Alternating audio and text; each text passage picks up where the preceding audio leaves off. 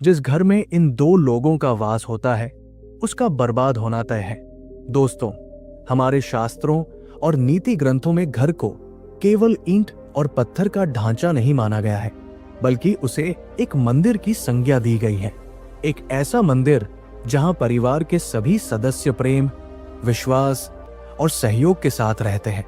हम अक्सर सोचते हैं कि घर की बर्बादी का कारण कोई बाहरी दुश्मन, कोई बड़ी प्राकृतिक आपदा या व्यापार में हुआ कोई भारी नुकसान होता है, लेकिन हकीकत इससे बिल्कुल अलग होती है। बड़े से बड़े किले भी तब तक सुरक्षित रहते हैं जब तक उनकी दीवारें मजबूत होती हैं, लेकिन जब दीमक अंदर से लकड़ी को खोखला करना शुरू करती है तो बाहर से सब कुछ शांत और सुंदर दिखने के बावजूद एक दिन वो विशाल इमारत भर भरा कर गिर जाती है। ठीक उसी तरह किसी भी हंसते खेलते परिवार की खुशियों को नजर लगाने के लिए बाहर के लोगों की जरूरत नहीं होती। घर की बर्बादी की शुरुआत तब होती है जब घर की दहलीज के भीतर कुछ विशेष तरह की नकारात्मकता प्रवेश कर जाती है। हमारे बड़े बुजुर्ग हमेशा कहा करते थे कि घर को बनाने में सदियां लग जाती हैं, लेकिन उसे तोड़ने के लिए कुछ पल ही काफी होते हैं।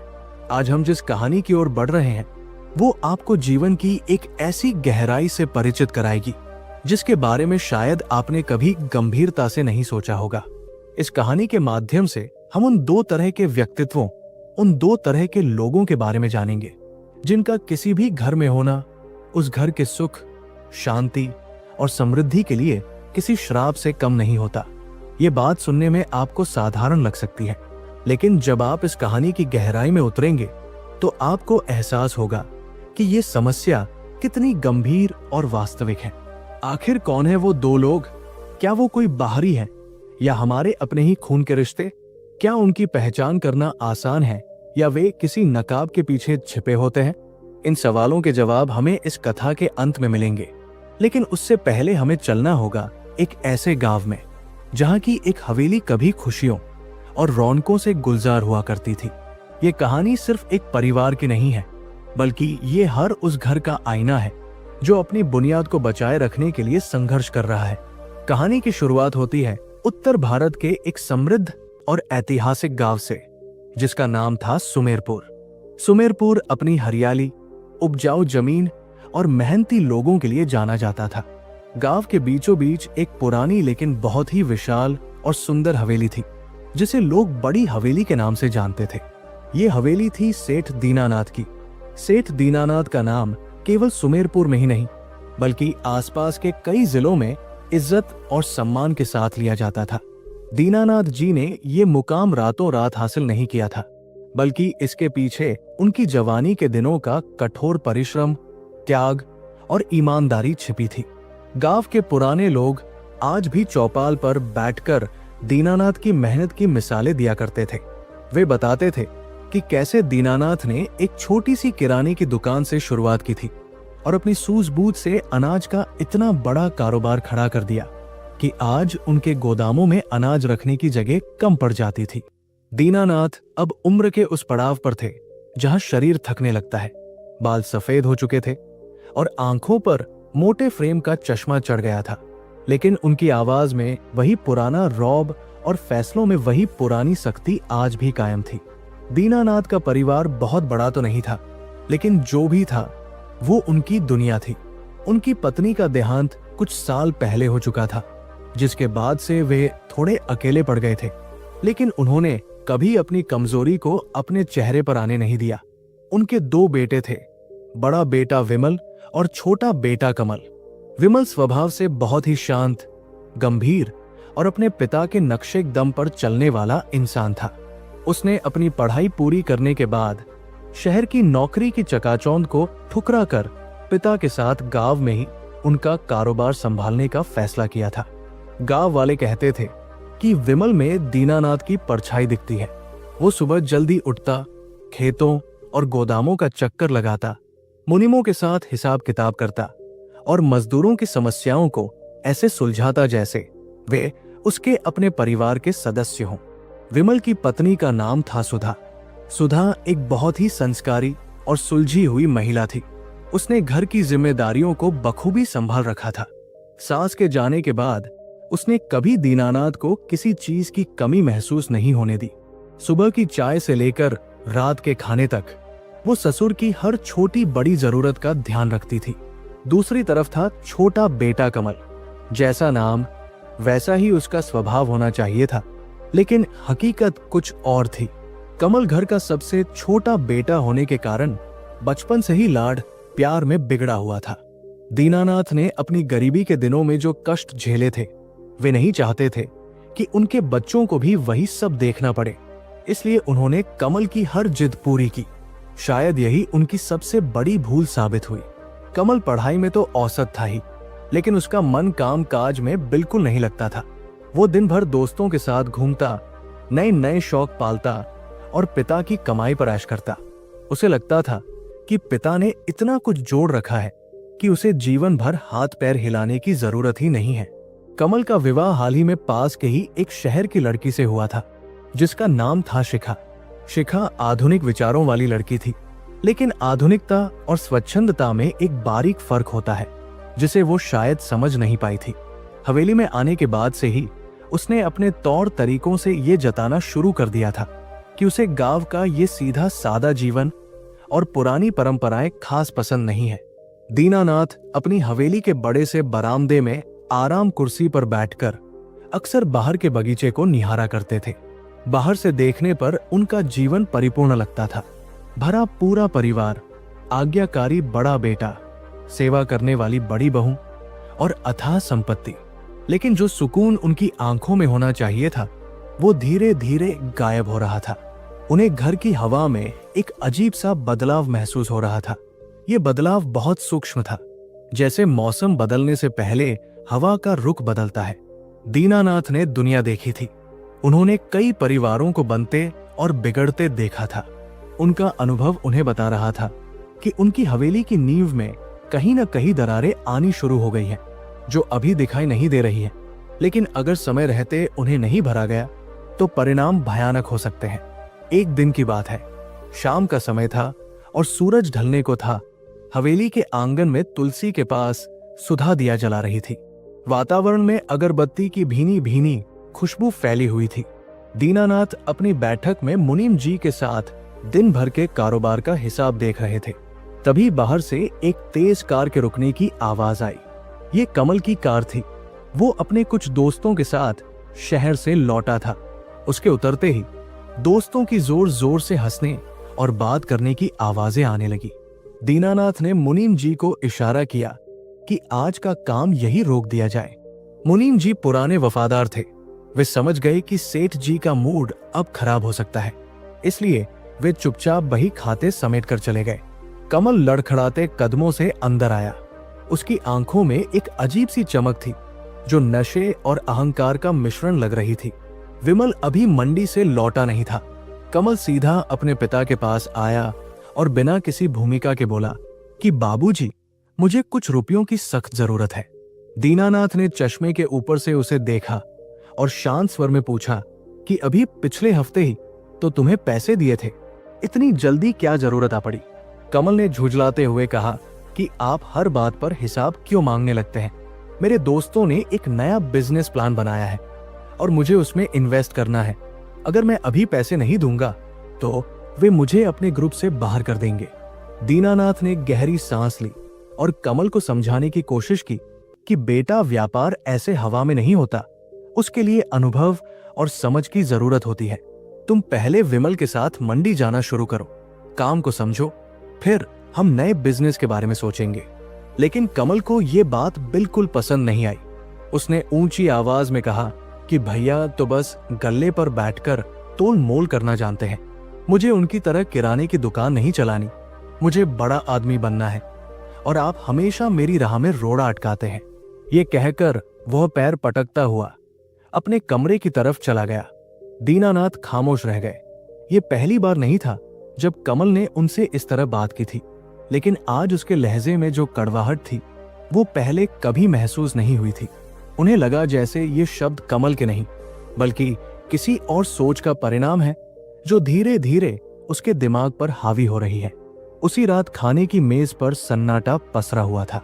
आमतौर पर रात का खाना पूरा परिवार एक साथ खाता था और दिन भर की बातें साझा करता था। लेकिन आज माहौल भारी था। विमल भी मंडी से लौट आया था और उसे शायद मुनीम जी से शाम की घटना के बारे में पता चल गया था। वो चुपचाप अपनी थाली में देख रहा था। सुधा रोटियां परोस रही थी। शिखा अपनी कुर्सी पर बैठी मोबाइल में व्यस्त थी, जैसे उसे आसपास के माहौल से कोई फर्क ही नहीं पड़ता हो। दीनानाथ ने खाने का पहला निवाला तोड़ा ही था कि शिखा ने बिना सिर उठाए कहा कि बाबूजी, मुझे और कमल को अगले महीने घूमने के लिए विदेश जाना है। वहां की टिकट और होटल की बुकिंग के लिए पैसे चाहिए होंगे। दीनानाथ का हाथ बीच में ही रुक गया। उन्होंने शिखा की तरफ देखा। शिखा के चेहरे पर कोई झिझक या संकोच नहीं था। ये मांग नहीं थी, बल्कि एक तरह का आदेश था। विमल ने संयम बरतते हुए कहा कि शिखा, अभी सीजन का समय है, मंडी में बहुत काम है और इस बार फसल की खरीद के लिए हमें बहुत कैश की जरूरत पड़ने वाली है। क्या ये ट्रिप कुछ महीनों के लिए टाला नहीं जा सकता? शिखा ने मोबाइल मेज पर पटका और तल्खी से बोली कि भैया, काम तो जिंदगी भर चलता रहेगा, हमारी भी तो अपनी जिंदगी है। शादी के बाद से हम कहीं ढंग से गए भी नहीं हैं और वैसे भी बाबूजी के पास इतना पैसा है, फिर भी हम छोटी छोटी खुशियों के लिए तरसते रहें, ये कहाँ का न्याय है? सुधा ने बात संभालने की कोशिश की और कहा कि शिखा, भैया का मतलब मना करना नहीं है, वे बस ये कह रहे हैं कि अभी समय थोड़ा अनुकूल नहीं है। लेकिन शिखा ने सुधा की बात को बीच में ही काट दिया और कहा कि भाभी, आप तो रहने ही दीजिए, आपको तो बस चौका बासन और घर की चारदीवारी ही पसंद है। इसका मतलब ये नहीं कि सबकी सोच वैसी ही हो। दीनानाथ ने थाली छोड़ दी। उनका मन भर आया था। पैसों की बात नहीं थी, बात उस लहजे और उस सोच की थी जो अब उनके घर के आंगन में अपनी जड़ें जमा रही थी। उन्होंने बिना कुछ कहे हाथ धोए और अपने कमरे में चले गए। उस रात हवेली के बड़े से कमरे में दीनानाथ को नींद नहीं आई। वे करवटें बदलते रहे। उनकी आंखों के सामने अतीत की वो तस्वीरें घूमने लगी जब घर छोटा था, कमाई कम थी, लेकिन हंसी और खुशी की कोई कमी नहीं थी। सब मिलजुल कर रहते थे, एक दूसरे का सम्मान करते थे। लेकिन आज सब कुछ होने के बाद भी एक खालीपन था। उन्हें लग रहा था कि उनके घर में कुछ ऐसे तत्व, कुछ ऐसे विचार प्रवेश कर चुके हैं जो धीरे धीरे सब कुछ खत्म कर देंगे। उन्हें उन शास्त्रों की बातें याद आने लगी जिनमें घर की सुख शांति के नियमों का वर्णन था। उन्हें लगा कि शायद उन्होंने बच्चों को सुविधाएं देने के चक्कर में संस्कार देने में कहीं न कहीं कमी कर दी है। अगले कुछ दिनों तक घर का माहौल तनावपूर्ण ही रहा। कमल और शिखा ने बात करना कम कर दिया था। वे अपने कमरे में ही रहते या बाहर घूमते रहते। विमल और सुधा कोशिश करते कि सब कुछ सामान्य हो जाए, लेकिन टूटे हुए धागे को जोड़ना इतना आसान नहीं होता। एक सुबह जब दीनानाथ अपने बगीचे में टहल रहे थे तो उन्होंने देखा कि उनके पुराने मित्र पंडित राधेश्याम जी उनसे मिलने आ रहे हैं। पंडित जी गांव के बहुत ज्ञानी और सम्मानित व्यक्ति थे। वे दीनानाथ के सुख दुख के साथी थे। दीनानाथ ने आगे बढ़कर उनका स्वागत किया और उन्हें बरामदे में बैठाया। पंडित जी ने दीनानाथ के चेहरे को गौर से देखा और पूछा कि सेठ जी, क्या बात है, आज आपके चेहरे पर वो हमेशा वाली चमक नहीं दिख रही, कोई चिंता है क्या? दीनानाथ ने एक फीकी मुस्कान के साथ कहा कि क्या बताओ पंडित जी, बुढ़ापा आ गया है, शायद उसी की थकान है। पंडित जी हंस पड़े और बोले कि दीनानाथ, हम बचपन के दोस्त हैं, तुम दुनिया से अपनी परेशानी छिपा सकते हो, लेकिन मुझसे नहीं। बताओ क्या बात है जो तुम्हें अंदर ही अंदर खाई जा रही है। दीनानाथ का बांध टूट गया। उन्होंने पंडित जी को घर के बदलते माहौल, कमल और शिखा के व्यवहार और अपनी बढ़ती चिंताओं के बारे में सब कुछ बता दिया। उन्होंने कहा कि मुझे समझ नहीं आ रहा कि मैंने कहां गलती की, मैंने तो बस अपने बच्चों को खुश देखना चाहा था। पंडित जी ने बड़े धैर्य से उनकी सारी बातें सुनी। फिर वे गंभीर होकर बोले कि दीनानाथ, ये केवल तुम्हारे घर की कहानी नहीं है, आज के समय में ये बहुत से घरों की कहानी बन गई है।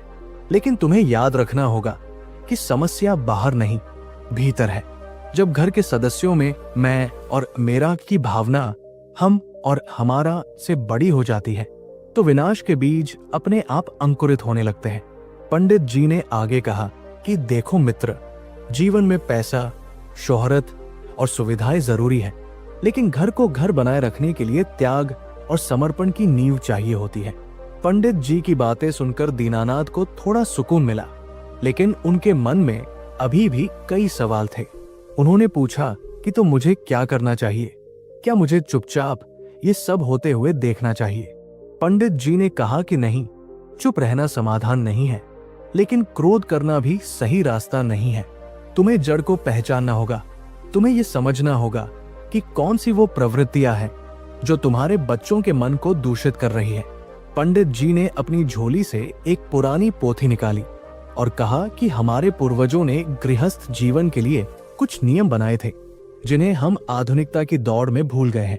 उन्होंने दीनानाथ को समझाया कि समय रहते अगर सही कदम नहीं उठाए गए तो स्थिति हाथ से निकल सकती है। तभी अंदर से जोर जोर से बहस की आवाजें आने लगी। ये आवाज शिखा की थी। दीनानाथ और पंडित जी तुरंत अंदर की ओर लपके। वहां का दृश्य देखकर दीनानाथ का दिल बैठ गया। शिखा हाथ में घर की चाबियों का गुच्छा लिए खड़ी थी और सुधा सिर झुकाए रो रही थी। शिखा चिल्ला रही थी कि अब बहुत हो गया, मैं इस घर में नौकरानी बनकर नहीं रह सकती। मुझे घर की जिम्मेदारी चाहिए, मुझे तिजोरी की चाबी चाहिए। आखिर मेरा भी इस घर पर उतना ही हक है जितना भाभी का। विमल पास ही खड़ा था। उसका चेहरा गुस्से से लाल हो रहा था, लेकिन वो अपने संस्कारों की वजह से चुप था। कमल सोफे पर बैठा मोबाइल चला रहा था, जैसे वहां कुछ हो ही नहीं रहा हो। दीनानाथ ने कांपती आवाज में पूछा कि ये क्या तमाशा हो रहा है? शिखा ने पलटकर ससुर की तरफ देखा। उसकी आंखों में जरा भी लिहाज नहीं था। उसने कहा कि बाबूजी, तमाशा तो आप लोगों ने बना रखा है। बड़े बेटे और बड़ी बहू को सिर पर बैठा रखा है और हमें पूछने वाला कोई नहीं। अब से इस घर का हिसाब किताब मेरे हाथ में होगा, तभी मुझे चैन मिलेगा। ये घटना दीनानाथ के लिए एक झटके की तरह थी। उन्होंने कभी नहीं सोचा था कि बात यहां तक पहुंच जाएगी। घर का बंटवारा, अधिकारों की लड़ाई, ये सब तो उन्होंने दूसरों के घरों में होते सुना था। आज ये आग उनके अपने आंगन तक पहुंच चुकी थी। पंडित जी ने दीनानाथ के कंधे पर हाथ रखा और आंखों ही आंखों में उन्हें शांत रहने का इशारा किया। उन्होंने शिखा से शांत स्वर में कहा कि बेटी, गुस्सा थूक दो, ये घर तुम सबका है, बैठकर बात करेंगे। लेकिन शिखा सुनने के मूड में नहीं थी। वो चाबियां वहीं मेज पर पटक कर अपने कमरे में चली गई। कमल भी उठकर उसके पीछे चला गया। आंगन में फिर से सन्नाटा छा गया, लेकिन इस बार का सन्नाटा बहुत डरावना था। सुधा अभी भी सिसक रही थी। विमल ने पिता की ओर लाचार नजरों से देखा। दीनानाथ अपनी जगह पर बुद्ध बनकर खड़े थे। उन्हें पंडित जी की वो बात याद आ रही थी कि घर को तोड़ने के लिए बाहर वालों की जरूरत नहीं होती। आज उन्हें अपनी आंखों के सामने वो सच्चाई घटित होती दिख रही थी। उस दिन के बाद से हवेली दो हिस्सों में बंट सी गई। भले ही दीवार नहीं उठी थी, लेकिन दिलों में दीवारें खड़ी हो चुकी थी। एक ही छत के नीचे रहते हुए भी दो अलग अलग दुनिया बस गई थी। एक तरफ विमल और सुधा थे, जो पिता की सेवा और घर की शांति बनाए रखने की कोशिश कर रहे थे, और दूसरी तरफ कमल और शिखा थे, जो हर बात पर अपना हक जताने और मनमानी करने पर उतारू थे। दीनानाथ समझ चुके थे कि ये केवल शुरुआत है। आने वाले दिन और भी कठिन होने वाले थे। उन्हें अब ये चिंता सताने लगी थी कि उनकी जिंदगी भर की कमाई, ये मान सम्मान, ये हवेली, सब कुछ बिखर जाएगा अगर इन बिगड़ते हुए हालातों को नहीं संभाला गया। लेकिन सवाल ये था कि इसे संभाला कैसे जाए? क्या कमल और शिखा को उनकी गलती का एहसास कराया जा सकता था, या फिर विधि का विधान कुछ और ही था? दोस्तों, सुमेरपुर की इस हवेली में जो आग सुलग रही थी, वो अभी लपटे नहीं बनी थी, लेकिन धुआं उठना शुरू हो गया था। दीनानाथ को अब एक कड़ा फैसला लेना था, एक ऐसा फैसला जो शायद उनके परिवार को हमेशा के लिए बदल कर रख देता। क्या वे अपने परिवार को एक रख पाएंगे, या फिर ये हवेली भी उन कहानियों का हिस्सा बन जाएगी जो लोग खंडहरों को देखकर सुनाते हैं? ये जानने के लिए हमें इस कहानी के अगले पन्ने को पलटना होगा। उस रात के बाद हवेली की हवा एकदम बदल गई। जिस घर में पहले सुबह की शुरुआत भजनों और हंसी ठिठोली से होती थी, अब वहां अजीब सी खामोशी रहने लगी। ये खामोशी सुकून वाली नहीं थी, बल्कि ऐसी थी जैसे किसी तूफान के आने से पहले होती है। दीनानाथ ने अपने जीवन में बहुत से उतार चढ़ाव देखे थे, लेकिन अपने ही घर में अपनों के बीच ये बेगानापन उन्हें अंदर ही अंदर तोड़ रहा था। शिखा और कमल ने अब पूरी तरह से अपनी अलग दुनिया बना ली थी। वे अपने कमरे से तभी बाहर निकलते जब उन्हें खाने की मेज पर आना होता या कहीं बाहर जाना होता। विमल और सुधा पूरी कोशिश करते कि उनसे बातचीत की जाए, लेकिन उधर से जवाब में या तो ताने मिलते या फिर चुप्पी। हालात तब और बिगड़ गए जब एक दिन शिखा ने रसोई में प्रवेश किया और सुधा से कहा कि भाभी, आज से मेरा और कमल का खाना अलग बनेगा। सुधा के हाथ से सब्जी की टोकरी छूट गई। भारतीय परिवारों में चूल्हा अलग होने का मतलब सिर्फ खाना अलग बनना नहीं होता, बल्कि ये रिश्तों के टूटने की पहली और सबसे पक्की मुहर होती है। सुधा ने शिखा को समझाने की बहुत कोशिश की। उसने कहा कि शिखा, ये तुम क्या कह रही हो? लोग सुनेंगे तो क्या कहेंगे? एक ही घर में दो रसोई कैसे चल सकती है? बाबूजी को कितना दुख होगा। लेकिन शिखा ने रूखेपन से जवाब दिया कि मुझे लोगों की परवाह नहीं है, और वैसे भी मुझे आपका बनाया मसालेदार और तेल वाला खाना पसंद नहीं आता। हम अपनी हेल्थ का ध्यान खुद रख सकते हैं। बात दीनानाथ के कानों तक पहुंची। वे लाठी टेकते हुए रसोई के दरवाजे पर आए। उन्होंने देखा कि शिखा गैस के एक तरफ अपना बर्तन चढ़ा रही है और सुधा दूसरी तरफ आंसू पोंछ रही है। दीनानाथ का कलेजा मुंह को आ गया। उन्होंने शिखा से कहा कि बहू, ये घर बंटवारे के लिए नहीं बना है। जब तक मैं जिंदा हूं, इस घर की रसोई एक ही रहेगी। शिखा ने पलटकर ससुर की आंखों में देखा और तल्खी से बोली कि बाबूजी, आप अपनी पुरानी परंपराएं अपने पास रखिए। हम आज की जनरेशन के लोग हैं, हमें अपनी आजादी चाहिए, और अगर आपको इतनी ही दिक्कत है तो आप हमें हमारा हिस्सा दे दीजिए। हम अलग घर लेकर चले जाएंगे। हिस्सा और अलग घर, ये शब्द दीनानाथ के लिए किसी तीर से कम नहीं थे। कमल पास ही खड़ा था, लेकिन वो अपनी पत्नी को रोकने के बजाय फोन में व्यस्त होने का नाटक कर रहा था। दीनानाथ ने अपने बेटे की तरफ उम्मीद भरी नजरों से देखा कि शायद वो कुछ बोलेगा, शायद वो कहेगा कि पिताजी आप चिंता मत कीजिए, मैं शिखा को समझाऊंगा। लेकिन कमल ने एक बार भी नजर उठाकर पिता की तरफ नहीं देखा। उस दिन दीनानाथ को एहसास हो गया कि उनका छोटा बेटा अब उनका नहीं रहा, वो पूरी तरह से किसी और के प्रभाव में है। हारकर दीनानाथ अपने कमरे में लौट आए। उस दिन हवेली में पहली बार 2 तरह का खाना बना और पहली बार दीनानाथ ने भोजन नहीं किया। घर के क्लेश का असर अब बाहर के कारोबार पर भी पड़ने लगा था। कमल को पैसों की भूख लग चुकी थी। उसे लगता था कि हवेली और कारोबार में उसका आधा हक है, इसलिए वो जब चाहे गल्ले से पैसे निकाल सकता है। एक दोपहर की बात है, विमल किसी काम से बैंक गया हुआ था और दुकान पर केवल मुनीम जी थे। कमल वहां पहुंचा। उसने मुनीम जी से कहा कि मुझे अभी 50,000 रुपए चाहिए। मुनीम जी ने विनम्रता से कहा कि छोटे मालिक, अभी गल्ले में इतना कैश नहीं है, विमल भैया को आ जाने दीजिए। कमल का पारा 7वें आसमान पर पहुंच गया। उसने गल्ले पर हाथ मारा और चिल्लाया कि मैं इस दुकान का मालिक हूं, मुझे पैसे लेने के लिए अपने भाई से पूछने की जरूरत नहीं है। उसने जबरदस्ती गल्ला खोला और जितने पैसे हाथ आए निकालकर जेब में डाल लिए। मुनीम जी रोकने की कोशिश करते रहे, लेकिन कमल ने उन्हें धक्का दे दिया। धक्का इतना तेज था कि बुजुर्ग मुनीम जी दीवार से जा टकराए और उनके चश्मे का शीशा टूट गया। कमल वहां से अपनी गाड़ी में बैठकर निकल गया। जब विमल लौटा और उसे इस घटना का पता चला तो उसे बहुत शर्मिंदगी महसूस हुई। उसने मुनीम जी से हाथ जोड़कर माफी मांगी। मुनीम जी, जो दीनानाथ के जमाने से वफादार थे, उनकी आंखों में आंसू आ गए। उन्होंने विमल से कहा कि बेटा, आज तक सेठ जी ने कभी ऊंची आवाज में बात नहीं की, लेकिन आज छोटे मालिक ने जो किया वो सिर्फ मेरा अपमान नहीं है, बल्कि इस गद्दी और दीनानाथ जी के संस्कारों का अपमान है। शाम को जब ये बात हवेली पहुंची तो दीनानाथ का सब्र जवाब दे गया। उन्होंने कमल को अपने पास बुलाया। कमल बड़ी हैगडी के साथ आया। दीनानाथ ने कांपते हुए स्वर में पूछा कि क्या ये सच है कि तुमने मुनीम जी पर हाथ उठाया? कमल ने बिना किसी पछतावे के कहा कि हाँ, वो नौकर होकर मुझे सिखा रहा था कि मुझे क्या करना चाहिए, उसे अपनी औकात में रहना चाहिए। दीनानाथ ने गुस्से में अपनी छड़ी जमीन पर पटकी और कहा कि वो नौकर नहीं, इस घर के सदस्य जैसे हैं।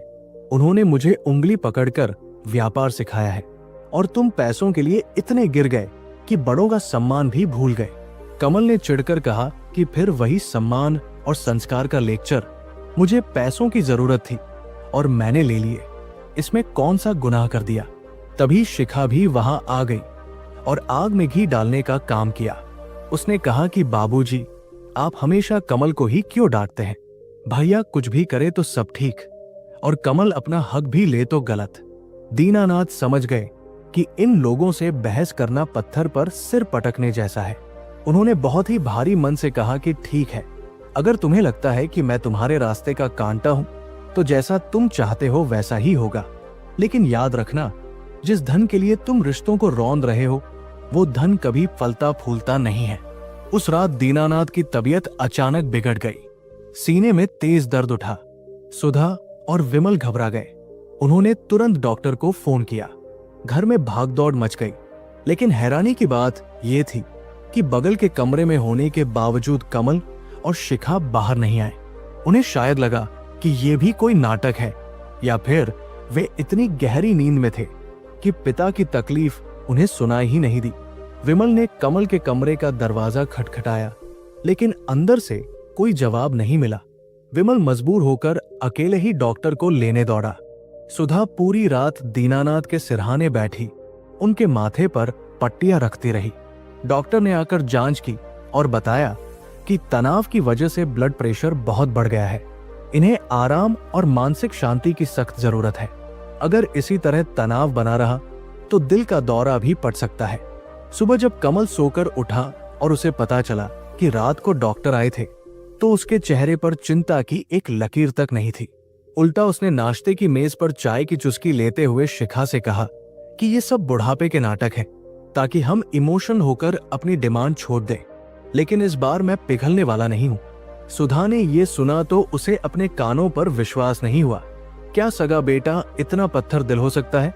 अब घर में स्थिति यह थी कि एक तरफ दीनानाथ अपनी बीमारी और लाचारी से जूझ रहे थे और दूसरी तरफ कमल और शिखा अपनी नई मांगों की लिस्ट तैयार कर रहे थे। वे अब खुलकर कहने लगे थे कि हमें दुकान में भी हिस्सा चाहिए और जमीन जायदाद में भी। वे वकीलों से सलाह लेने लगे थे। गांव में बातें फैलने लगी थी। लोग तरह तरह की बातें बना रहे थे। कोई कहता कि दीनानाथ के बुढ़ापे का सहारा ही उनका दुश्मन बन गया, तो कोई कहता कि कलयुग आ गया है। एक दिन जब विमल दुकान पर था, शिखा दीनानाथ के कमरे में गई। दीनानाथ बिस्तर पर लेटे थे। शिखा ने बिना हालचाल पूछे सीधे मुद्दे की बात शुरू की। उसने कहा कि बाबूजी, अब रोज रोज की किचकिच हमसे बर्दाश्त नहीं होती। हमने वकील से बात कर ली है। ये रहे कागजात, इन पर आप, भैया और भाभी साइन कर दीजिए। हम अपना हिस्सा लेकर शहर शिफ्ट हो जाएंगे। दीनानाथ ने उन कागजों को देखा। वे बंटवारे के कागज थे, जिन हाथों ने उन दोनों को गोद में खिलाया था। आज उन्हीं हाथों में वे कागज थमाए जा रहे थे जो परिवार के टुकड़े करने वाले थे। दीनानाथ ने शिखा की ओर देखा और बहुत धीमे स्वर में पूछा कि क्या कमल भी यही चाहता है।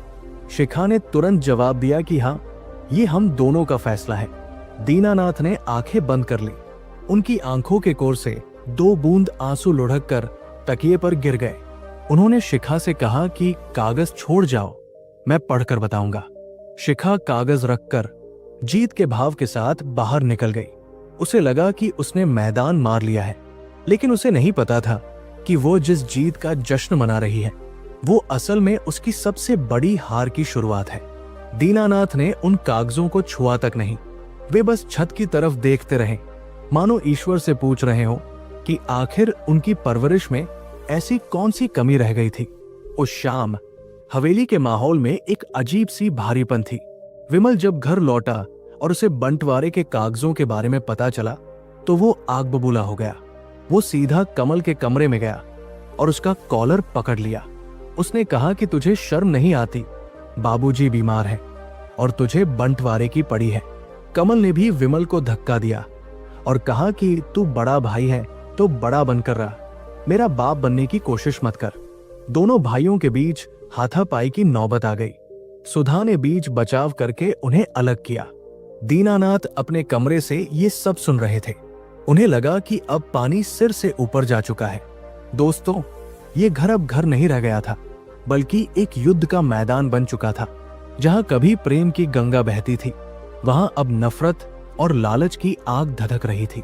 लेकिन दीनानाथ अभी हार मानने वालों में से नहीं थे।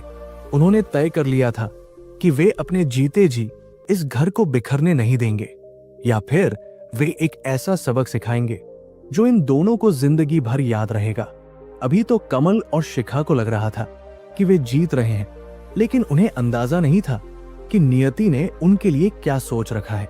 लालच और अहंकार की पट्टी जब आंखों पर बंध जाती है तो इंसान को आगे की खाई दिखाई नहीं देती, और यही खाई अब कमल और शिखा के कदमों का इंतजार कर रही थी। आखिर दीनानाथ अब क्या करेंगे? क्या वे बंटवारे के कागजों पर साइन कर देंगे, या फिर उनके पास कोई और रास्ता है? उस रात के झगड़े और हाथापाई के बाद हवेली में एक मरघट जैसा सन्नाटा पसर गया था। अगले 2 दिनों तक दीनानाथ अपने कमरे से बाहर नहीं निकले। विमल और सुधा चिंतित थे कि कहीं बाबूजी सदमे में कुछ कर न बैठें। लेकिन दीनानाथ अंदर ही अंदर एक बहुत बड़े फैसले पर विचार कर रहे थे। उन्होंने जीवन भर धूप में बाल सफेद किए थे। वे जानते थे कि कच्ची मिट्टी को पकाने के लिए उसे आग में डालना ही पड़ता है। तीसरे दिन सुबह दीनानाथ ने विमल के हाथ पूरे परिवार को बैठक में बुलाने का संदेश भिजवाया। कमल और शिखा बड़ी देर से और बहुत ही बेमन से बैठक में आए। उनके चेहरों पर अभी भी वही अकड़ थी, जैसे वे कोई जंग जीत कर आए हों।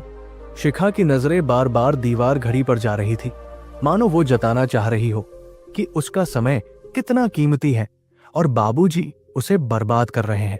दीनानाथ अपनी आराम कुर्सी पर बैठे थे। चेहरे पर बीमारी की थकान जरूर थी, लेकिन आंखों में एक अजीब सी दृढ़ता थी। उन्होंने कमल की ओर देखा और बहुत ही शांत स्वर में कहा कि मैंने तुम दोनों की बातों पर और उस दिन के झगड़े पर बहुत विचार किया है। मुझे लगता है कि तुम दोनों शायद सही कह रहे हो। अब तुम लोग बच्चे नहीं रहे, अपना भला बुरा समझने लगे हो। कमल और शिखा ने एक दूसरे की तरफ देखा। उनकी आंखों में चमक आ गई। उन्हें लगा कि शायद उनकी ब्लैकमेलिंग काम कर गई है और बाबूजी बंटवारे के लिए मान गए हैं।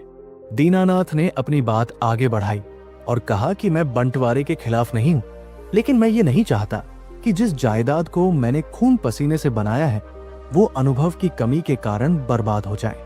इसलिए मैंने एक फैसला लिया है। कमल ने उत्सुकता से पूछा कि क्या फैसला बाबूजी? दीनानाथ ने कहा कि मैं तुरंत घर या जायदाद का बंटवारा नहीं करूंगा, लेकिन मैं तुम्हें एक मौका देना चाहता हूं। आज से गांव के बाहर वाला हमारा सबसे बड़ा अनाज का गोदाम तुम्हारी जिम्मेदारी होगा। अगले 6 महीने तक उस गोदाम का पूरा कामकाज, खरीद फरोख्त और मुनाफा नुकसान सब तुम्हारे हाथ में होगा। विमल का उस गोदाम से कोई लेना देना नहीं रहेगा। अगर इन 6 महीनों में तुम उस गोदाम को मुनाफे में चलाकर दिखाते हो और अपनी काबिलियत साबित करते हो तो 6ठे महीने की आखिरी तारीख को मैं खुशी खुशी पूरी जायदाद का आधा हिस्सा तुम्हारे नाम कर दूंगा। और हाँ, इन 6 महीनों में गोदाम से होने वाली सारी कमाई तुम्हारी होगी। उसमें से तुम्हें घर खर्च के लिए एक पैसा भी देने की जरूरत नहीं है। ये प्रस्ताव सुनकर कमल और शिखा खुशी से झूम उठे। उन्हें तो जैसे मुंह मांगी मुराद मिल गई थी। अनाज का गोदाम ही तो असली सोने की खान थी, जहां से लाखों का माल आता और जाता था। उन्हें लगा कि 6 महीने तो बहुत दूर की बात है। वे तो 1 महीने में ही इतना कमा लेंगे कि उन्हें किसी के आगे हाथ फैलाने की जरूरत नहीं पड़ेगी। विमल ने कुछ कहना चाहा। वो जानता था कि कमल को व्यापार की ABCD भी नहीं आती और वो गोदाम को डुबो देगा। उसने कहा कि बाबूजी, लेकिन दीनानाथ ने हाथ उठाकर विमल को रोक दिया। उनकी आंखों में एक सख्त आदेश था कि बीच में मत बोलो। विमल मन महसूस कर रह गया। कमल ने तुरंत कहा कि मुझे मंजूर है बाबूजी, मैं आपको दिखा दूंगा कि मैं भैया से बेहतर बिजनेस चला सकता हूँ। शिखा के चेहरे पर भी विजय मुस्कान थी। उसे अब अपनी विदेश यात्रा और नए गहनों के सपने सच होते दिख रहे थे। अगले ही दिन से कमल ने गोदाम का चार्ज संभाल लिया। वो नई गाड़ी में बैठकर नए कपड़े पहनकर गोदाम पहुंचा।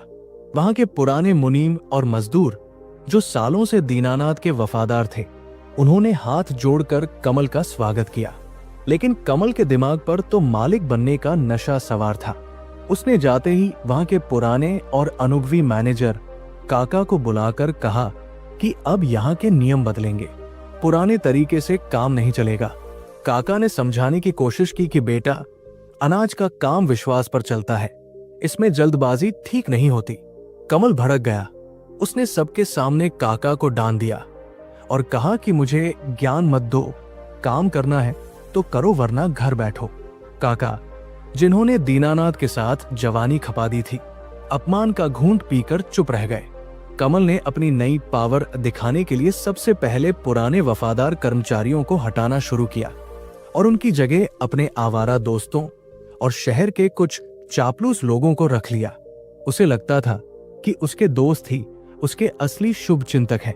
शाम को अब गोदाम पर काम की जगह महफिलें जमने लगी। जो जगह अनाज की पवित्रता के लिए जानी जाती थी, वहां अब हंसी ठिठोली और पार्टियों का दौर शुरू हो गया। कमल गल्ले से पैसे निकालता और दोस्तों पर लुटाता। उसे लग रहा था कि गोदाम में रखा माल कभी खत्म ही नहीं होगा। उधर हवेली में शिखा ने भी अपना रंग दिखाना शुरू कर दिया था। चूंकि गोदाम की कमाई अब पूरी तरह उनकी थी, तो शिखा ने घर में नई नई चीजें मंगवानी शुरू कर दी। उसने अपने कमरे का पूरा फर्नीचर बदलवा दिया, महंगे पर्दे लगवाए और ऑनलाइन शॉपिंग की तो जैसे झड़ी लगा दी। एक दिन उसने घर में अपनी सहेलियों की किटी पार्टी रखी। पार्टी के लिए उसने शहर से महंगा खाना मंगवाया। जब सुधा ने मदद करने के लिए पूछा तो शिखा ने अपनी सहेलियों के सामने ही उसे जलील करते हुए कहा कि अरे भाभी, आप रहने दीजिए, आपकी पसंद बहुत देहाती है, मेरी फ्रेंड्स को ये सब अच्छा नहीं लगेगा, आप बस चाय भिजवा दीजिएगा। सुधा की आंखों में आंसू आ गए, लेकिन उसने घर की शांति के लिए अपमान का ये घूंट भी पी लिया। दीनानाथ अपने कमरे की खिड़की से ये सब देख रहे थे। उनका दिल रो रहा था, लेकिन वे जानते थे कि घाव को भरने के लिए मवाद का पूरा निकलना जरूरी होता है। व्यापार में गिरावट की शुरुआत बहुत ही धीमे जहर की तरह हुई। कमल को जल्दी और मोटा मुनाफा कमाना था। उसके एक नए दोस्त ने उसे सलाह दी कि पास के जिले से सस्ता और घटिया क्वालिटी का अनाज खरीदकर उसे अपने गोदाम के अच्छे अनाज में मिला दिया जाए। दोस्त ने समझाया कि अरे कमल भाई, किसी को पता नहीं चलता, पिसने के बाद सब आटा एक जैसा ही होता है, लेकिन इससे मुनाफा दोगुना हो जाएगा। कमल की आंखों पर लालच का चश्मा चढ़ा था। उसे केवल पैसा दिख रहा था। उसे लगा कि ये तो बहुत शानदार आइडिया है। उसने तुरंत हामी भर दी। अगले ही हफ्ते गोदाम में रात के अंधेरे में ट्रकों से घटिया अनाज उतरना शुरू हो गया। पुराने मजदूरों ने दबी जुबान में विरोध करना चाहा, लेकिन कमल ने उन्हें नौकरी से निकालने की धमकी देकर चुप करा दिया। मिलावट का ये खेल शुरू हो गया। कमल और शिखा की तिजोरियां भरने लगी। वे दोनों सातवें आसमान पर थे। उन्हें लग रहा था कि विमल और दीनानाथ तो बेवकूफ थे जो इतनी मेहनत करते थे। असली बिजनेस तो ये है। उन्होंने विमल को नीचा दिखाने का कोई मौका नहीं छोड़ा। खाने की मेज पर कमल अक्सर कहता कि देखा बाबूजी, मैंने एक महीने में ही गोदाम का टर्नओवर कितना बढ़ा दिया। भैया तो बस लकीर के फकीर है। विमल चुपचाप सुनता रहता। उसे बाजार की हवा का अंदाजा था। उसे पता था कि मंडी में साग गिरने में वक्त नहीं लगता, और वही हुआ जिसका डर था। सुमेरपुर और आसपास के गांवों में दीनानाथ की दुकान का माल अपनी शुद्धता के लिए जाना जाता था। लोग आंख बंद करके भरोसा करते थे, लेकिन धीरे धीरे दुकानों से शिकायतें आनी शुरू हो गई। महिलाओं ने शिकायत की कि आटे की रोटियां काली पड़ रही है, दाल में कंकड़ और मिट्टी ज्यादा निकल रही है। शुरुआत में तो ये शिकायतें इक्का दुक्का थी, जिन्हें कमल ने ये कहकर टाल दिया कि लोगों को शिकायत करने की आदत होती है। लेकिन धीरे धीरे ये शोर बढ़ने लगा। जो पुराने थोक व्यापारी सालों से दीनानाथ के यहाँ से माल उठाते थे, उन्होंने माल वापस भेजना शुरू कर दिया। एक दिन एक बहुत पुराना ग्राहक जो दूसरे शहर से आता था, गोदाम पर आया। वो गुस्से में था। उसने कमल के सामने अनाज की बोरी खोलकर दिखाई और कहा कि सेठ जी, ये क्या कचरा भेज दिया आपने? हम आपके नाम पर माल बेचते हैं, हमारी दुकान पर ग्राहक गालियां दे रहे हैं। कमल ने अपनी गलती मानने के बजाय उस व्यापारी पर ही चिल्लाना शुरू कर दिया। उसने अकड़ कर कहा कि लेना है तो लो, वरना रास्ता नापो, हमारे पास ग्राहकों की कमी नहीं है। वो व्यापारी अपमानित होकर चला गया, लेकिन जाते जाते उसने कह दिया कि आज तक इस गद्दी पर दीनानाथ जी बैठते थे तो यहां से लक्ष्मी बरती थी, आज तुम बैठे हो तो यहां से सिर्फ दुर्भाग्य निकलेगा। कमल को इस बात का जरा भी असर नहीं हुआ। उसे लगा कि एक दो ग्राहकों के जाने से क्या फर्क पड़ता है, लेकिन उसे व्यापार का ये बुनियादी नियम नहीं पता था कि एक असंतुष्ट ग्राहक 100 नए ग्राहकों को आने से रोकता है। मंडी में हवा की तरह बात फैल गई कि दीनानाथ के गोदाम में अब 2 नंबर का काम होता है। जो इज्जत कमाने में दीनानाथ को 50 साल लगे थे, उसे कमल ने महज 2 महीनों में दांव पर लगा दिया था। उधर घर में शिखा की फरमाइशें बढ़ती ही जा रही थी। अब उसे एक बड़ी गाड़ी चाहिए थी। कमल पर दबाव बढ़ता जा रहा था, बिक्री कम हो रही थी और खर्चे बढ़ रहे थे। इस खाई को भरने के लिए कमल ने और ज्यादा मिलावट करनी शुरू कर दी। वो एक ऐसे दलदल में धंसता जा रहा था जहां से निकलना नामुमकिन था। विमल सब कुछ देख रहा था, उसका मन बहुत व्यथित था। उसने एक शाम दीनानाथ से कहा कि बाबूजी, अब तो हद हो गई है, मंडी में हमारी बदनामी हो रही है, लोग हमारे नाम पर थूक रहे हैं, अब तो उसे रोक लीजिए। दीनानाथ ने विमल के कंधे पर हाथ रखा और गंभीर स्वर में कहा कि बेटा, जब तक इंसान खुद ठोकर नहीं खाता, उसे रास्ते के पत्थर दिखाई नहीं देते। अभी उसे गिरने दो, अभी उसका गिरना पूरा नहीं हुआ है। अगर मैंने उसे अभी बचा लिया तो वो जीवन भर बैसाखियों का सहारा ढूंढेगा। हमें अपनी साख की चिंता है, लेकिन मुझे उस दिन की चिंता है जब मैं नहीं रहूंगा। इसलिए सब्र रखो, जो हो रहा है उसे होने दो। तीसरा महीना आते आते गोदाम की हालत खस्ता होने लगी थी। लेनदारों का पैसा बाकी था और देने के लिए कमल के पास कैश की कमी पड़ने लगी थी। उसने शिखा से कहा कि खर्चे थोड़े कम करो, अभी हाथ तंग है। लेकिन शिखा ने उल्टा उसी पर आरोप लगा दिया कि तुम कैसे बिजनेसमैन हो जो बीवी के छोटे मोटे खर्चे भी नहीं उठा सकते। अपनी मर्दानगी और ईगो को चोट लगते देख कमल ने एक और खतरनाक कदम उठाने का फैसला किया। उसने बाजार के कुछ सूदखोरों से, जो भारी ब्याज पर पैसा देते थे, उधार लेना शुरू कर दिया। उसे लगा कि अगले सीजन में वो सब चुका देगा। उसे नहीं पता था कि वो अपनी ही कब्र खोद रहा है। दोस्तों, विनाश काले विपरीत बुद्धि। कमल और शिखा को लग रहा था कि वे दुनिया जीत रहे हैं, जबकि असलियत ये थी कि उनके पैरों के नीचे की जमीन खिसक चुकी थी। बस उन्हें गिरने का एहसास होना बाकी था, और वो एहसास उन्हें बहुत जल्द और बहुत दर्दनाक तरीके से होने वाला था। दोस्तों, सूदखोरों के जाल में फंसना दलदल में पैर रखने जैसा होता है। आप जितना निकलने के लिए हाथ पैर मारते हैं, उतना ही अंदर धंसते चले जाते हैं। कमल के साथ भी यही हो रहा था। चौथा महीना आते आते उसकी रातों की नींद पूरी तरह हराम हो चुकी थी। जिन दोस्तों के कहने पर उसने ये जुए का खेल शुरू किया था, वे अब उसका फोन उठाने से भी कतराने लगे थे। बाजार में उधारी का मीटर इतनी तेजी से भाग रहा था कि कमल को समझ नहीं आ रहा था कि वो सांस ले या किश्त चुकाए। वो अनाज गोदाम के ऑफिस में बैठा रहता, एसी चल रहा होता, लेकिन उसके माथे से पसीना नहीं सूखता था। हर बार जब फोन की घंटी बजती तो उसका दिल जोर से धड़कने लगता कि कहीं कोई लेनदार गाली गलौज करने ना आ गया हो। उसने जिस आजादी और मालिक बनने का सपना देखा था, वो अब उसके गले का फंदा बन चुका था। लेकिन सबसे बुरी बात यह थी कि उसने अपनी इस बर्बादी की खबर हवेली में किसी को नहीं लगने दी थी। यहाँ तक कि शिखा को भी पूरी सच्चाई नहीं पता थी। शिखा को बस इतना पता था कि बिजनेस में थोड़ा उतार चढ़ाव चल रहा है, लेकिन उसे इस बात का अंदाजा नहीं था कि वे लोग दिवालिया होने की कगार पर खड़े हैं। एक दोपहर की बात है, सूरज सिर पर चढ़ा हुआ था और गोदाम में मजदूरों की चहल पहल कम थी। कमल अपनी कुर्सी पर सिर झुकाए बैठा हिसाब लगा रहा था कि किसी तरह इधर का पैसा उधर करके इस महीने का ब्याज चुका दिया जाए।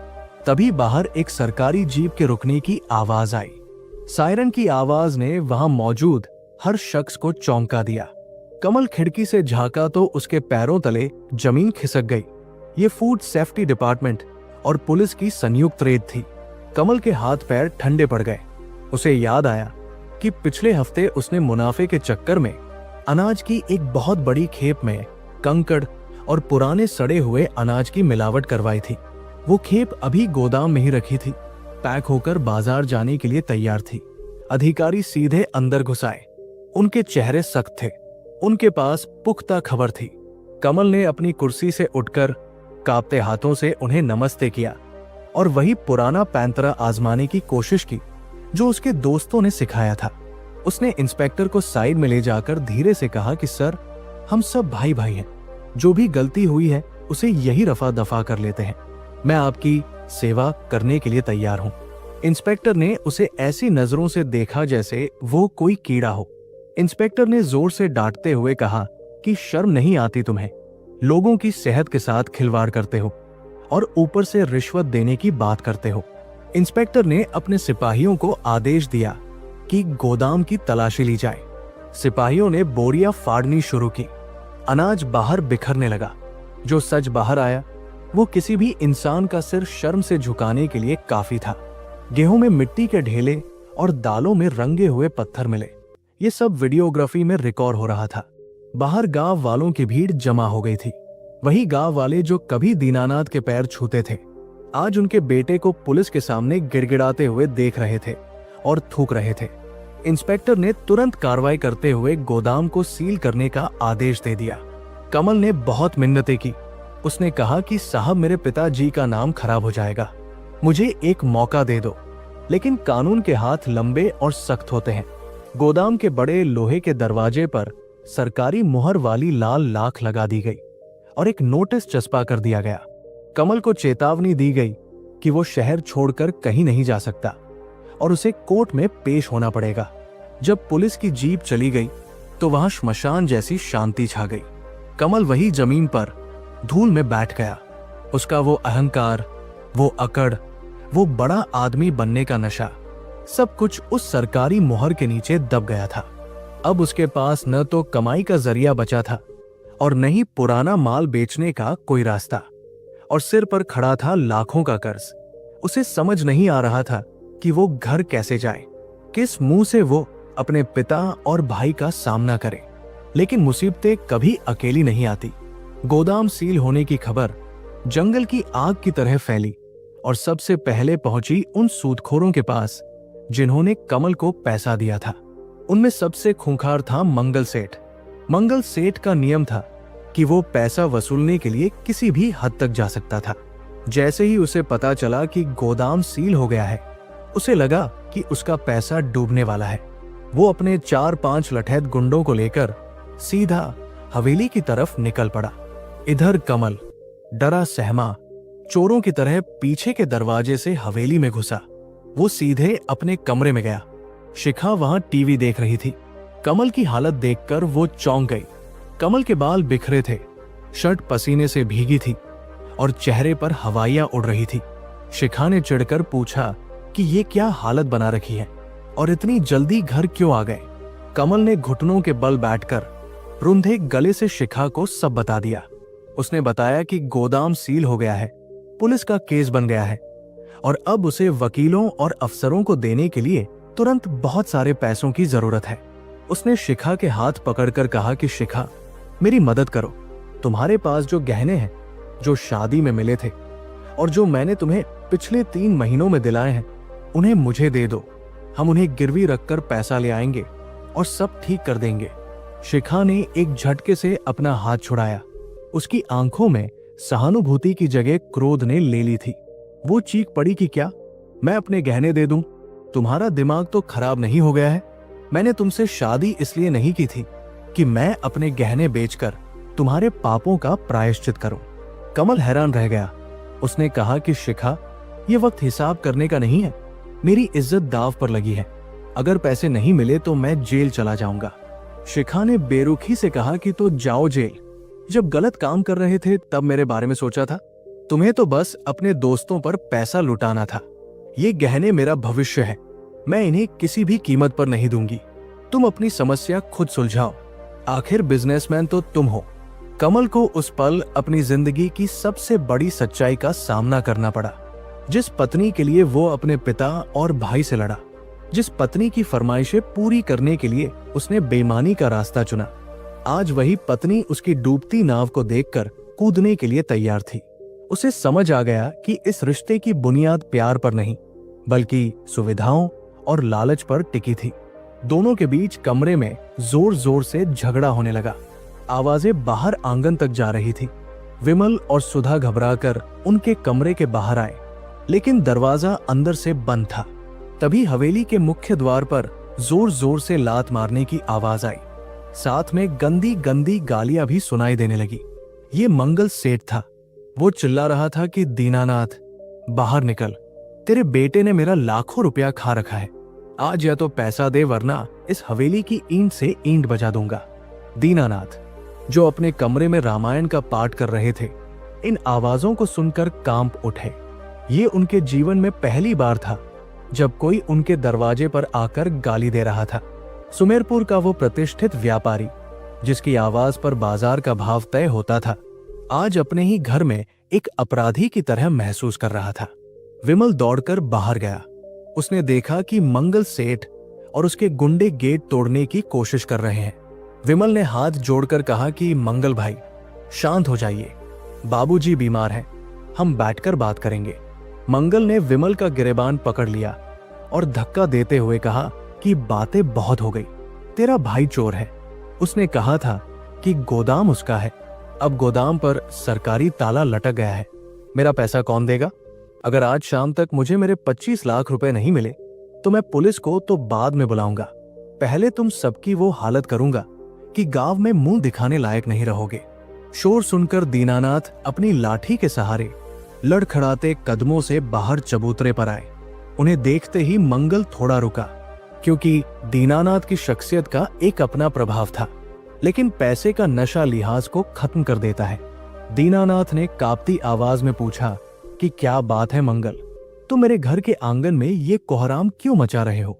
मंगल ने जमीन पर थूकते हुए कहा कि सेठ जी, इज्जतदार बनते हो तो इज्जतदार वाले काम भी किया करो।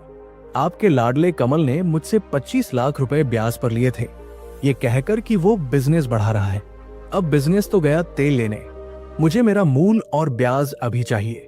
दीनानाथ को लगा जैसे किसी ने उनके सीने में खंजर घोंप दिया हो। 25 लाख? उन्होंने सोचा भी नहीं था कि कमल इतना गिर सकता है। उन्होंने विमल की तरफ देखा। विमल सिर झुकाए खड़ा था।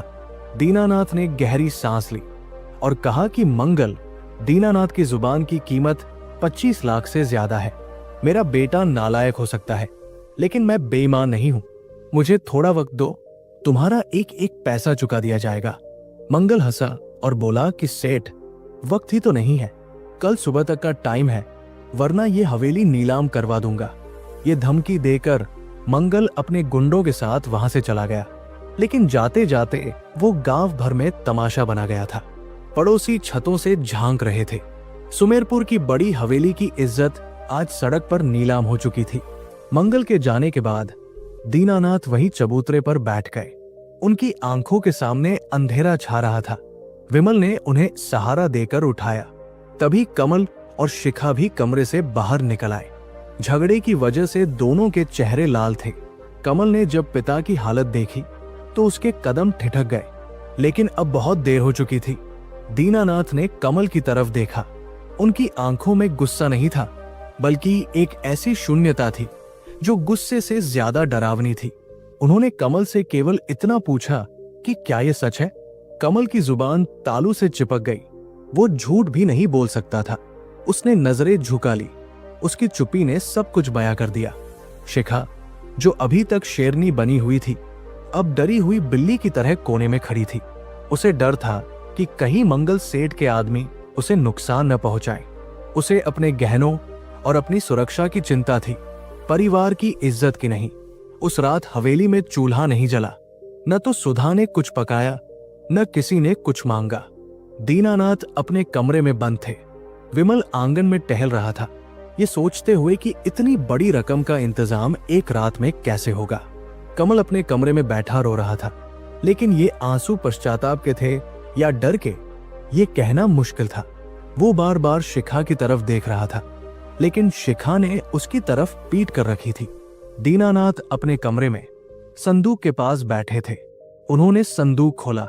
उसमें उनकी पत्नी यानी कमल और विमल की मां की कुछ पुरानी साड़ियां और एक छोटी सी पोटली रखी थी।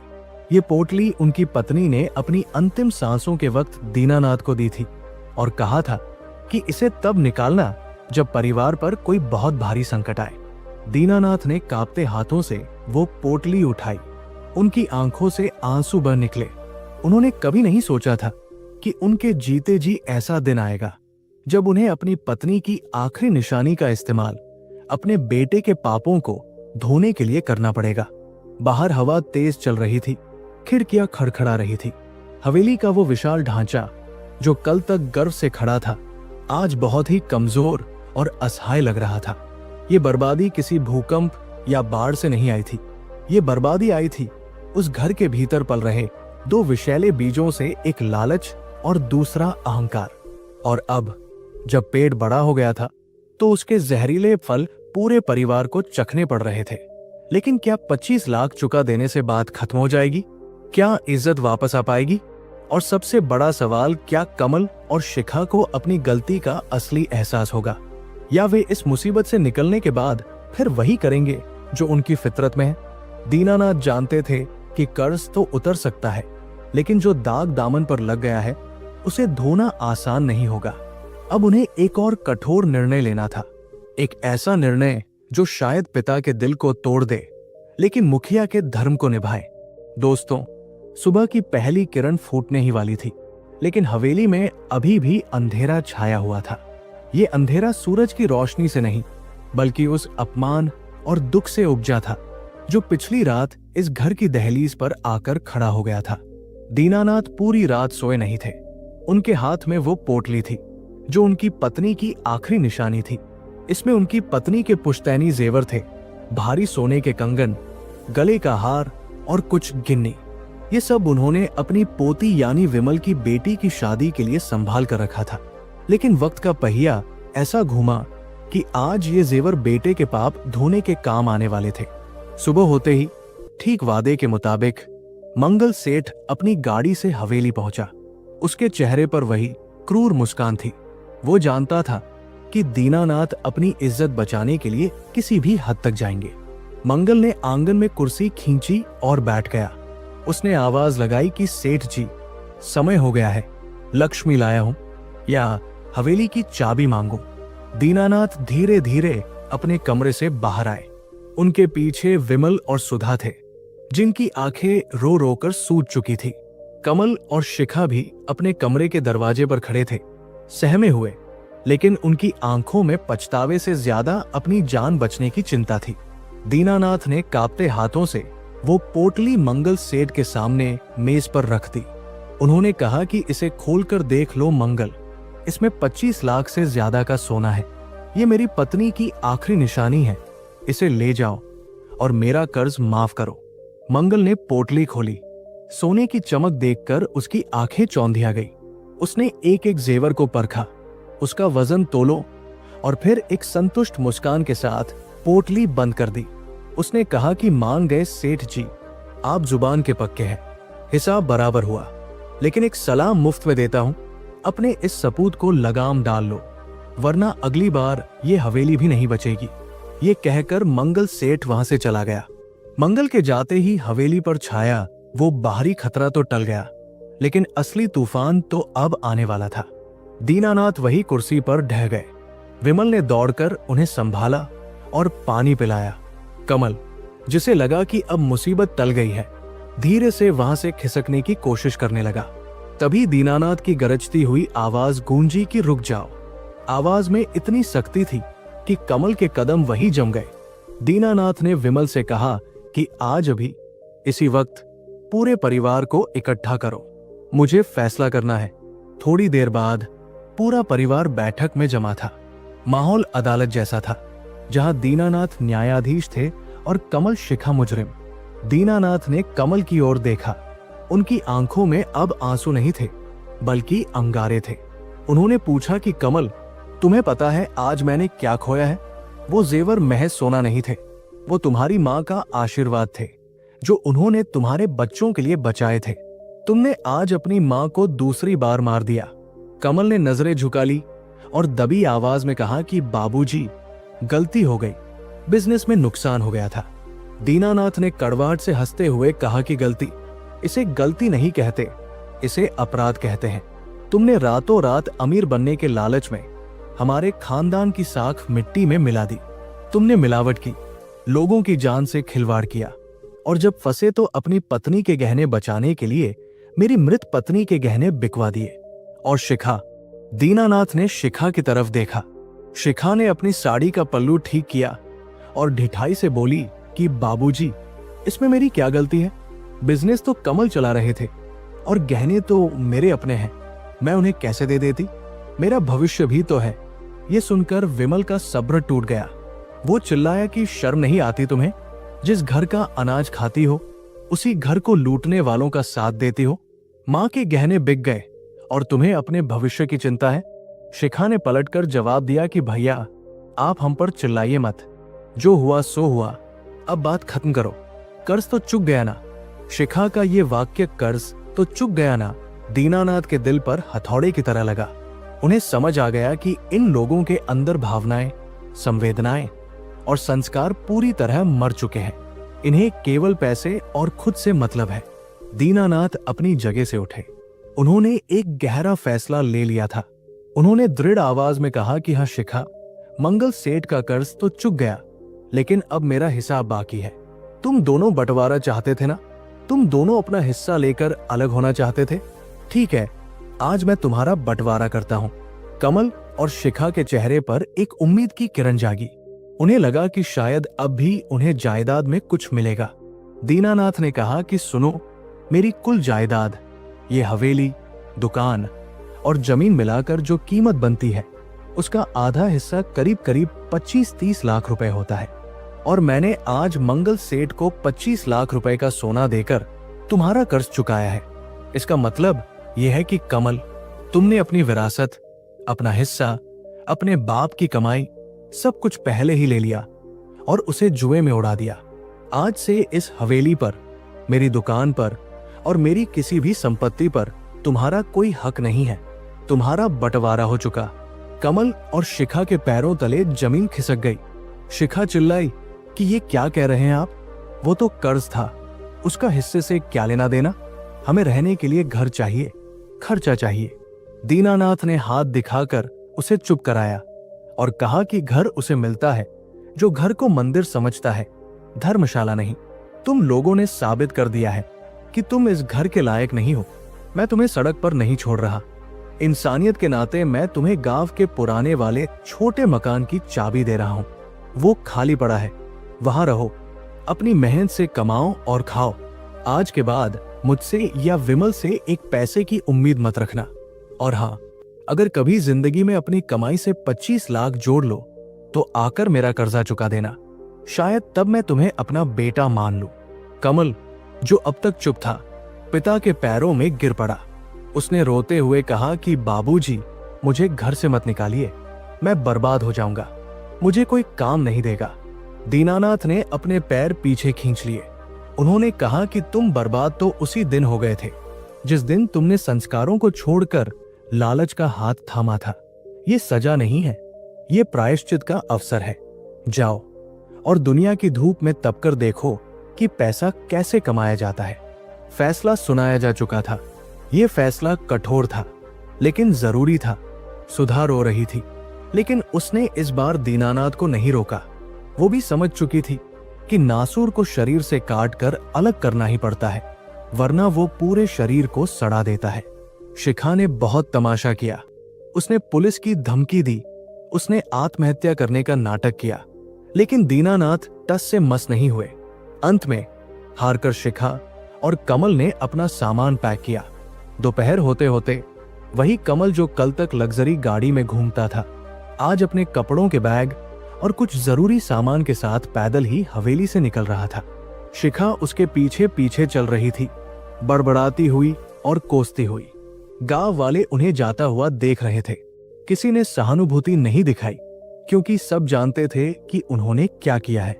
हवेली का बड़ा दरवाजा उनके पीछे बंद हो गया।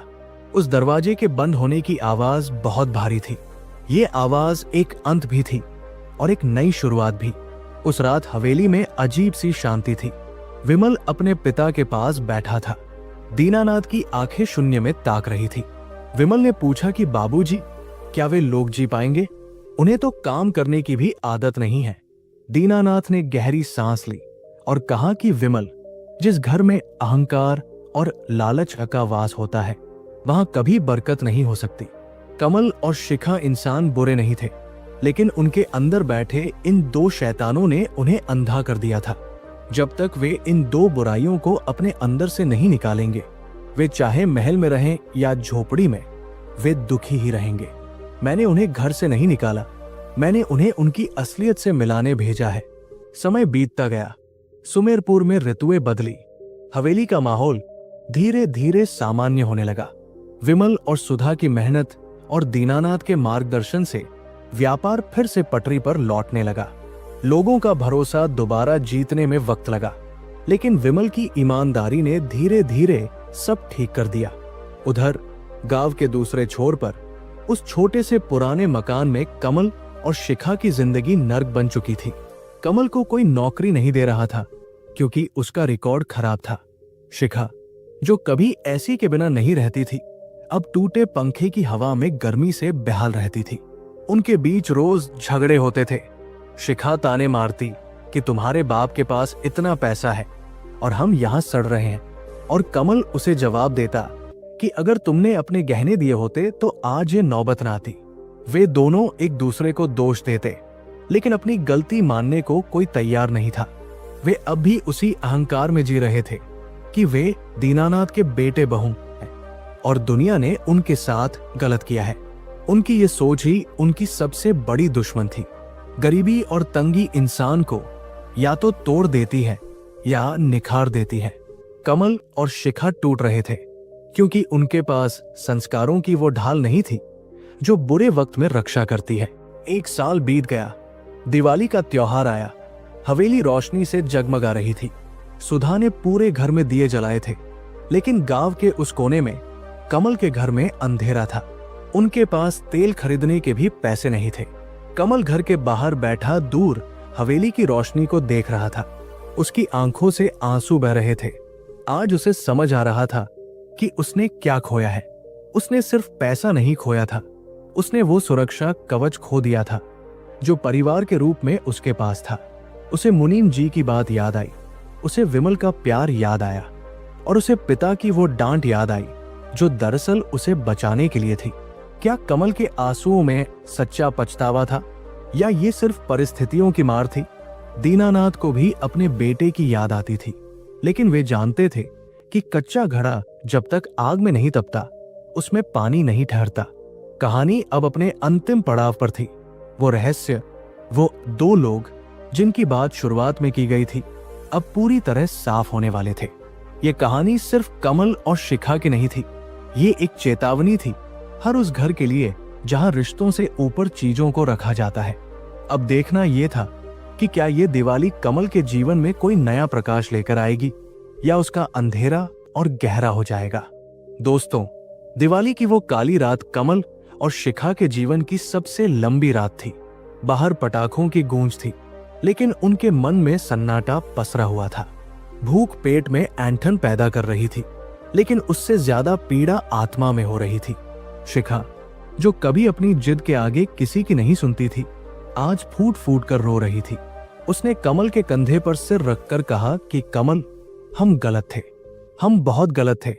हमें लगा कि पैसा ही सब कुछ है, लेकिन आज जब जेब खाली है तो समझ आ रहा है कि असली दौलत तो वो परिवार था जिसे हमने अपने हाथों से ठुकरा दिया। कमल ने शिखा के आंसू पोंछे। आज उसके अंदर का पति और इंसान जाग चुका था। उसने कहा कि शिखा, अभी भी देर नहीं हुई है, चलो बाबूजी के पास चलते हैं। पैसे मांगने नहीं, अपना हक मांगने नहीं, बस अपनी गलती की माफी मांगने। अगर उन्होंने धक्के मारकर निकाल भी दिया तो भी मुझे संतोष रहेगा कि मैंने प्रायश्चित करने की कोशिश की। दोनों उठे। उन्होंने अपने मैले कुचैले कपड़े झाड़े और नंगे पैर ही हवेली की तरफ चल पड़े। रास्ते में वही गलियां थी जहां कमल कभी सीना तानकर चलता था। आज वो नजरें झुकाकर चल रहा था। हवेली के गेट पर पहुंचकर उनके कदम ठिठक गए। अंदर हंसी खुशी का माहौल था। विमल और सुधा गरीब बच्चों को मिठाइयां बांट रहे थे। दीनानाथ बरामदे में बैठे ये सब देख रहे थे। तभी उनकी नजर गेट पर खड़े दो सायों पर पड़ी। संगीत और शोर के बीच भी एक पिता की आंखें अपनी औलाद को पहचान लेती है। दीनानाथ ने हाथ के इशारे से विमल को रोका। संगीत थम गया। सबकी निगाहें गेट की तरफ घूम गई। कमल और शिखा धीरे धीरे आगे बढ़े। उनकी हालत देखकर किसी को भी तरस आ सकता था। वे सीधे दीनानाथ के पास आए और बिना कुछ बोले उनके पैरों में गिर पड़े। कमल ने दीनानाथ के पैरों को अपने आंसुओं से भिगो दिया। उसने हिचकियों के बीच कहा कि बाबूजी, मुझे माफ कर दीजिए। मैं आपका बेटा कहलाने लायक नहीं हूं, लेकिन आप तो दयालु हैं। मुझे जायदाद नहीं चाहिए, मुझे घर नहीं चाहिए, बस मुझे अपने चरणों में थोड़ी सी जगह दे दीजिए। मैं नौकर बनकर रहने को तैयार हूं, लेकिन मुझे इस अनाथपन से बचा लीजिए। शिखा भी सुधा के पैरों में गिरकर माफी मांग रही थी। उसका वो सारा घमंड, वो सारी हेकड़ी आंसुओं में बह चुकी थी। हवेली में सन्नाटा छा गया। विमल की आंखें भी नम हो गई। वो आगे बढ़ा, लेकिन दीनानाथ ने उसे रोक दिया। उन्होंने कमल से कहा कि उठो कमल। कमल और शिखा खड़े हुए, सिर झुकाए। दीनानाथ ने उनकी आंखों में देखा। वहां अब लालच नहीं था, वहां अब कोई शर्त नहीं थी, वहां सिर्फ और सिर्फ पछतावा था। दीनानाथ ने गहरी सांस ली और कहा कि बेटा, मैंने तुम्हें घर से इसलिए नहीं निकाला था कि मुझे तुमसे नफरत थी। मैंने तुम्हें इसलिए निकाला था क्योंकि जिस रास्ते पर तुम चल रहे थे वो रास्ता तुम्हें सीधे नरक की ओर ले जा रहा था। मैं तुम्हें उस आग में जलते हुए नहीं देख सकता था। आज तुम्हारे ये आंसू बता रहे हैं कि तुम्हारे अंदर का वह रावण मर चुका है। दीनानाथ ने आगे कहा कि लेकिन याद रखना, माफी मिलने का मतलब ये नहीं है कि पुराना सब कुछ वापस मिल जाएगा। विश्वास कांच की तरह होता है, एक बार टूट जाए तो जोड़ने पर भी दरार रह जाती है। मैं तुम्हें इस घर में रहने की इजाजत देता हूं, लेकिन मालिक बनकर नहीं, एक सदस्य बनकर। तुम्हें अपनी मेहनत से अपनी जगह दोबारा बनानी होगी। कल से तुम विमल के साथ दुकान पर जाओगे, लेकिन गद्दी पर नहीं बैठोगे। तुम वहां मुनीम जी के सहायक बनकर काम करोगे, बोरियां उठाओगे, हिसाब लिखोगे और वही तनख्वाह पाओगे जो एक आम कर्मचारी को मिलती है। और शिखा, तुम्हें सुधा के साथ मिलकर घर का काम करना होगा।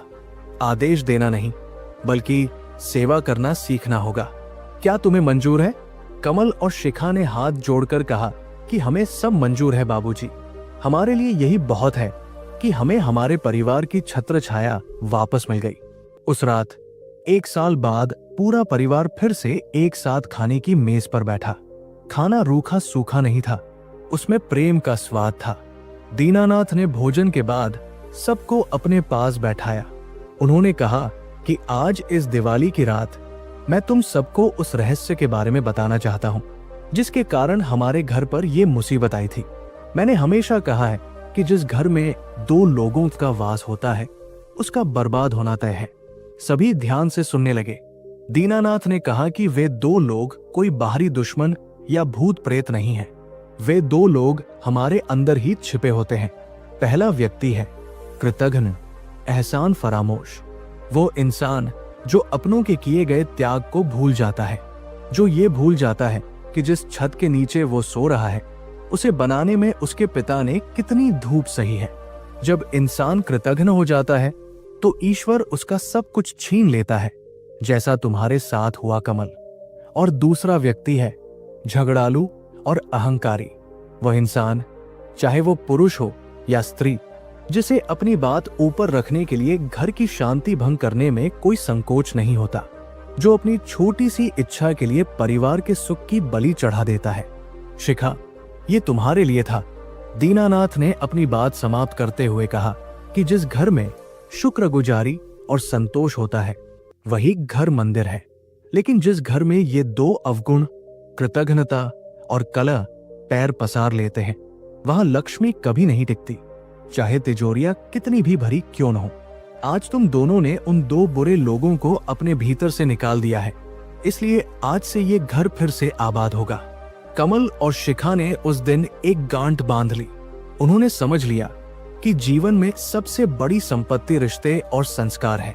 धीरे धीरे अपनी मेहनत और सेवा भाव से उन्होंने न केवल दीनानाथ और विमल का भरोसा जीता, बल्कि पूरे गांव में अपनी खोई हुई इज्जत भी वापस पाई। सुमेरपुर की वो हवेली जो कभी खंडहर बनने की कगार पर थी, अब फिर से खुशियों से गुलजार हो गई थी, क्योंकि अब उस घर की नींव ईंट पत्थर पर नहीं बल्कि प्रेम और समर्पण पर टिकी थी। दोस्तों, ये कहानी केवल दीनानाथ, कमल या शिखा की नहीं है। ये आज के हर उस घर की कहानी है जहां आधुनिकता की दौड़ में हम अपने संस्कारों को पीछे छोड़ रहे हैं। हम अक्सर सोचते हैं कि पैसा आने से सब ठीक हो जाएगा, लेकिन हम ये भूल जाते हैं कि पैसे से मकान खरीदा जा सकता है, घर नहीं। घर बनता है बड़ों के सम्मान से, छोटों के प्यार से और एक दूसरे के प्रति त्याग की भावना से। याद रखिए, पेड़ कितना भी विशाल क्यों न हो जाए, अगर वो अपनी जड़ों से कट जाएगा तो उसका सूखना तय है। हमारे माता पिता, हमारे संस्कार हमारी जड़ें हैं, उन्हें कभी मत छोड़िए। अगर इस कहानी ने आपके दिल को छू लिया है, अगर आपको लगता है कि इस कहानी में आपके आसपास की सच्चाई छिपी है, और अगर आपको लगता है कि ये संदेश समाज तक पहुंचना चाहिए, तो आपसे एक छोटी सी विनती है, इस वीडियो को लाइक जरूर करें, क्योंकि आपका एक लाइक इस अच्छी सोच को हजारों लोगों तक पहुंचा सकता है। कमेंट करके हमें जरूर बताएं कि आपको इस कहानी का कौन सा हिस्सा सबसे ज्यादा भावुक लगा। क्या आपने भी अपने आसपास कमल और शिखा जैसे किरदार देखे हैं? आपके विचार हमारे लिए बहुत अनमोल हैं। इस वीडियो को अपने दोस्तों और परिवार के साथ शेयर करना न भूलें, ताकि हम मिलकर समाज में एक सकारात्मक बदलाव ला सकें।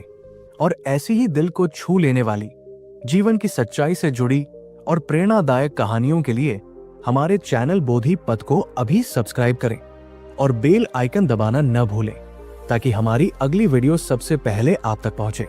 तब तक के लिए अपनों का ख्याल रखें और अपने संस्कारों से जुड़े रहें। धन्यवाद। जय श्री राम।